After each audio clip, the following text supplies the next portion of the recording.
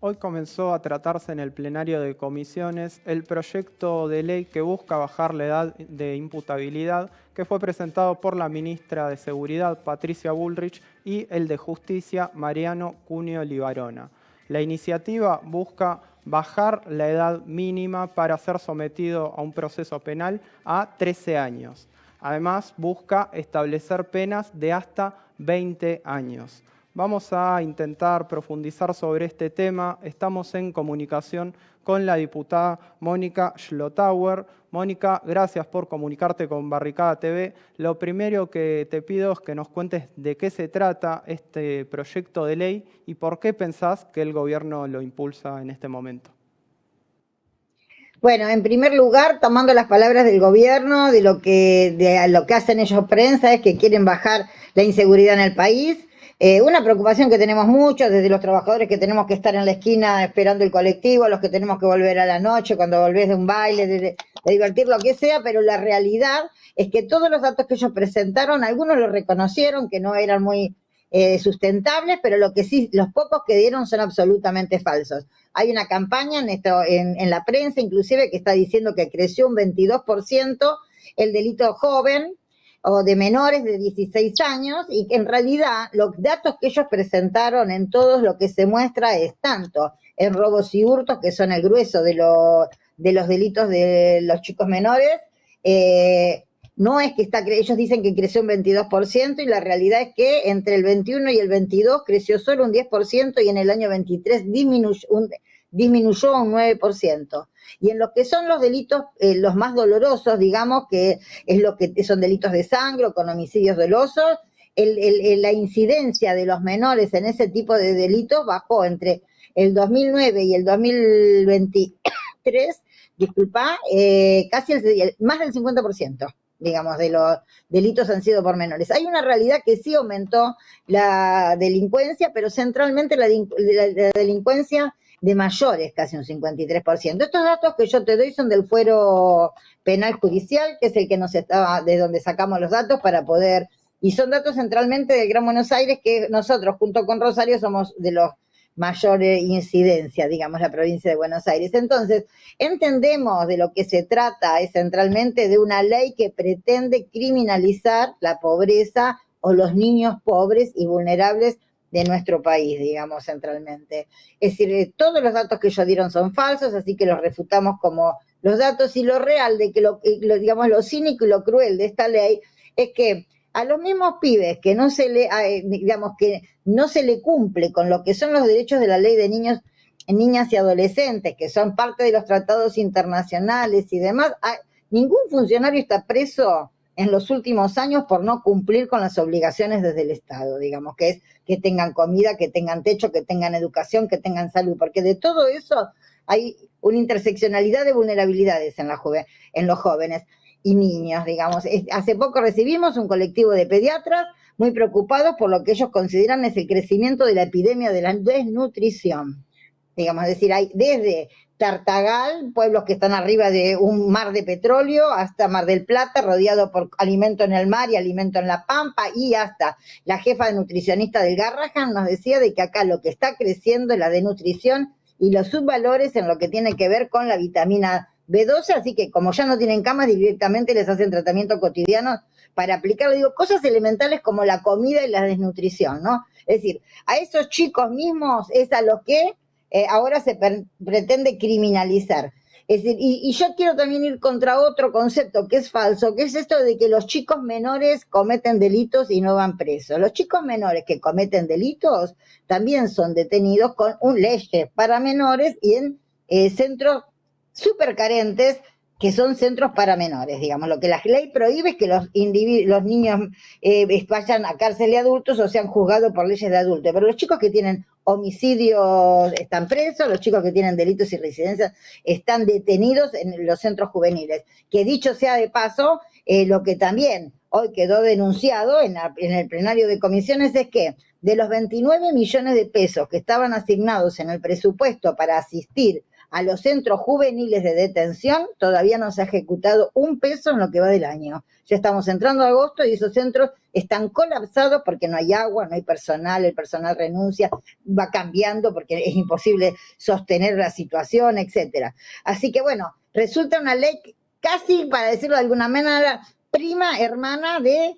las leyes de estas con las que están construyendo una nueva CIDE, con este DNU, digamos, o con todo este verborragia desde el gobierno que hay terror, cuando salís a manifestar sos terrorista, si sos un menor tiene hambre, vas a ir preso si cometés cualquier delito, sea... Digo, porque también dentro de esta ley está establecido que los chicos que desacaten la autoridad, que puede ser cualquier adolescente que se enoje con la policía, también puede ser detenido y se le puede aplicar las leyes de los adultos. Así que es sumamente cínica, cruel,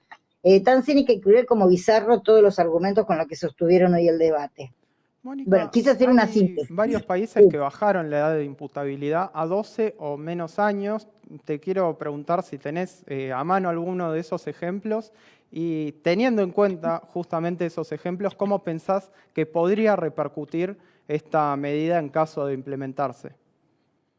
Bueno, mira, justamente una de las, ¿cómo se diría? El marketing de esta ley que hace el gobierno es decir de que nosotros quedamos atrasados frente al resto de los países, porque es verdad, hay países, mira, no tengo ahora el índice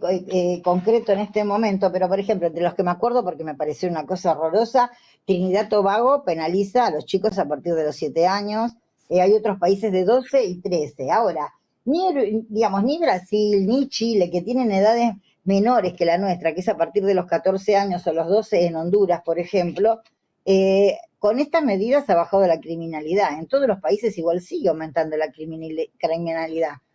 Y además, digo como cosa concreta, porque eso fueron parte de las preguntas que hoy hicimos desde la bancada del Frente de Izquierda e Izquierda Socialista en este caso, que es, bueno, demuéstranos en qué país que esté la baja de imputabilidad menos de 16 años, digamos que chicos de 14, 15, se haya bajado, si bajó el crimen, y no bajó el crimen, al revés, digamos, Trinidad y Tobago está entre los que están, Honduras, Trinidad y Tobago está en el ranking, digamos, de delitos, de organizaciones mafiosas, digamos, traficantes, etcétera. Así que tampoco sería un argumento que tenemos que modernizarnos, digamos, porque de esa manera le vamos a dar seguridad, ¿no? De esta manera lo que vamos a hacer es criminalizar a los pibes pobres, porque además los pibes ricos no van a tener esos problemas cuando tienen las autopistas, digamos, cuando juegan a las pistas en las avenidas, si hay delitos, no. Entonces los chicos después tienen plata para pagar y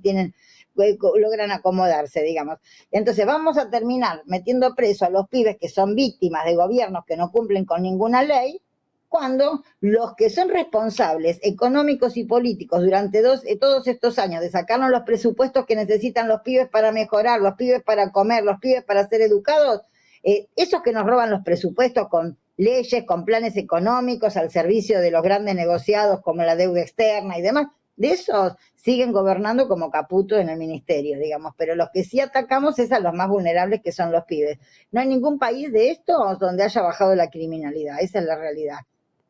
Mónica, en tu respuesta anterior destacabas, además del objetivo de criminalizar la juventud, también mencionabas, por ejemplo, este aumento pronunciado del presupuesto para los servicios de inteligencia, también la criminalización de la protesta. Entonces, un poco sintetizando, te quiero preguntar cuál pensás que es el objetivo político real del gobierno, sobre todo teniendo en cuenta que no es la primera vez que Patricia Bullrich impulsa esta iniciativa. En el caso anterior había sido cuando también era ministra de Seguridad, pero durante la presidencia de Mauricio Macri.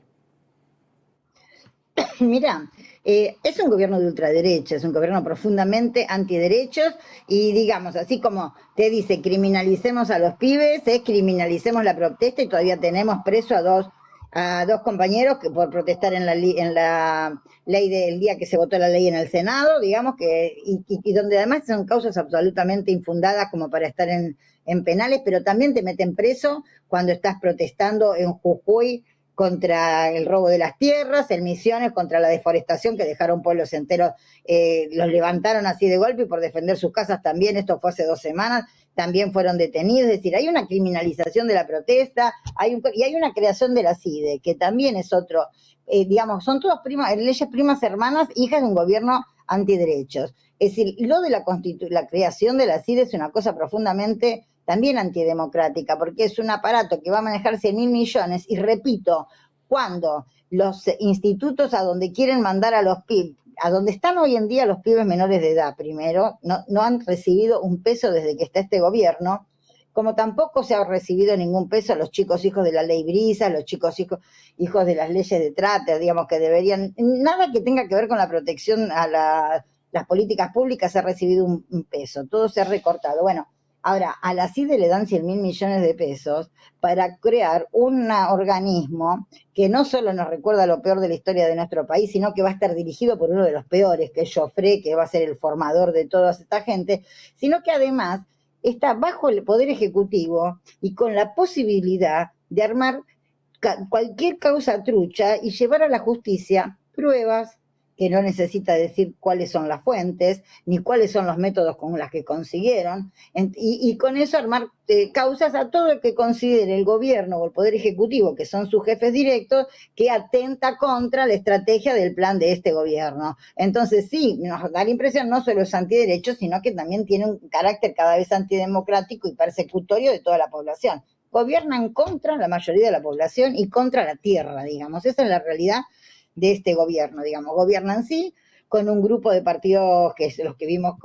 de políticos de dirigencia política, que la vimos en la ley Bases, que son los que corrieron a votarle la ley después de que fueron atravesados por hechos de corrupción, cuando ellos controlaron con la represión la movilización, digamos, cuando lograron hacer ese pacto, que después lo ratificaron en Tucumán con el Pacto de Mayo, digamos, con ese grupo es con el que pretenden gobernar el país en contra de la voluntad y las necesidades, digamos, de todos los trabajadores y el pueblo, y nuestra propia tierra y agua, ¿no? Que es lo que van a saquear con el RIGI. Sí. Para finalizar, quiero pedirte que nos cuentes cómo continúa el tratamiento legislativo de este proyecto. Bueno, mira, en primer lugar, hoy sí hubo bastante protesta. Por ejemplo, no estaba ni siquiera habían puesto 3 comisiones, la penal, la de presupuesto y una más que ahora no me acuerdo, no habían puesto la de niñez. Así que hubo una protesta bastante grande y de varios de los bloques se pidió que entren a tallar los especialistas. Es decir, porque cuando te dicen a pena de niño, ¿cómo se llama? A delito de niño, delito de adulto, pena de adulto, que es algo que va contra la Constitución porque cada una de las edades tiene sus códigos específicos, también te cuestionan fundamentos científicos, digamos, ¿no? Es decir, el episcopado inclusive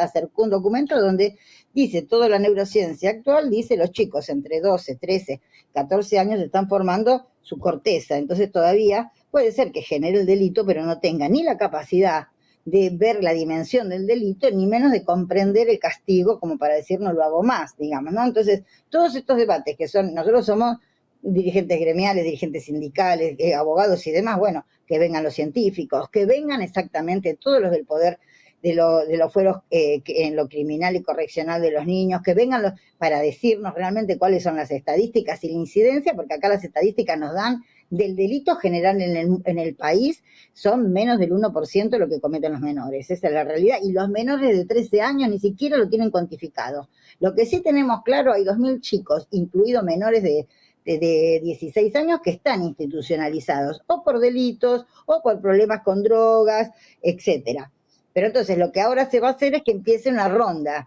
por cada una de las comisiones de los especialistas que convoquemos para poder debatir a fondo este tema, digamos. Así que bueno, esperemos que por lo menos que se clarezca y sobre todo que se logre con todos los datos. Por eso es bueno el espacio de ustedes, poder terminar con esa campaña de demonización sobre los pibes y hablar realmente científicamente de cuál es la incidencia de el delito de los pibes y máxime en temas que tienen que ver con los delitos dolosos, digamos, no los delitos de sangre que se llaman, porque si no vamos a terminar creyéndonos en este país que la realidad es ese pedacito que nos quieren hacer ver a través de la cerradura, ¿me entendés? Si no la realidad, los problemas sociales de este país no los vamos a resolver con endurecer el Código Penal. De esa manera, los problemas sociales se resuelven con medidas económicas y sociales, esa es la realidad.